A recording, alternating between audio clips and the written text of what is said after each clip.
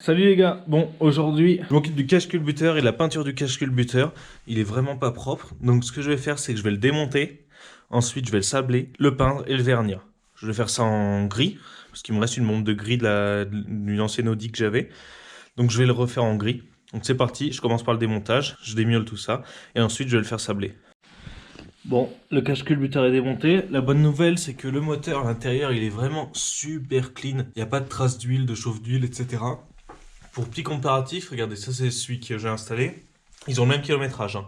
Et ça c'est l'autre que j'ai enlevé qui avait les coussinets de bielle mort. Là on voit que c'est pas du tout pareil. Donc voilà, c'est top. Ok, donc on a sablé le moteur hier. Enfin, c'est un collègue qui me l'a fait, mais avec le confinement c'est un peu compliqué. Je l'ai récupéré là du coup. Donc merci à lui. Et tout sablé. Le truc. Ce qu'il faut que je fasse maintenant, c'est que je démonte toutes les tôles. Parce que le problème du sablage, c'est que ça fout de la merde partout. Donc je vais nettoyer complètement le cache-culbuteur. Et ensuite, je vais pouvoir le peindre. Ok, donc maintenant tout est propre. Il n'y a plus de résidus du sablage. Donc ce que je vais faire, c'est que je vais la dégraisser et protéger tout ce qui ne doit pas être peint. Ok, donc j'ai caché tout le cache-culbu. Maintenant, je vais le peindre donc avec une bombe qui me restait d'une ancienne Audi A4. Donc c'est du gris alu métallisé.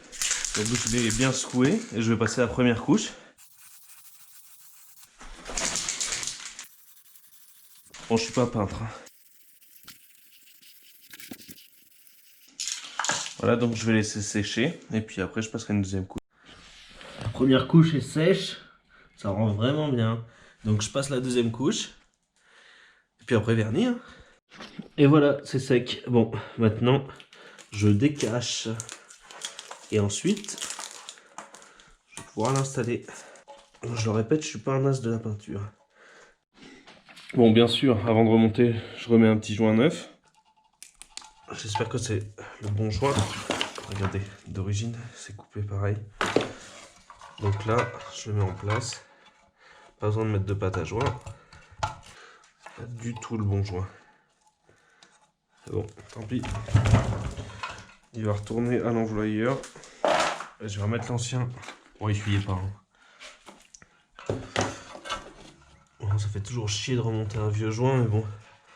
Je vais pas la mettre en stand-by, je vais le recommander et puis je le changerai plus tard. Je pense qu'ils m'ont donné un joint de 1,8 litre. Et ben voilà, il est prêt à être remonté. Je vais remettre le bouchon tout de suite.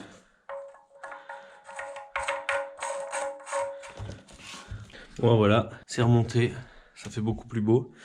La baie moteur elle est presque finie, le seul truc qui fait tâche maintenant c'est le collecteur d'admission.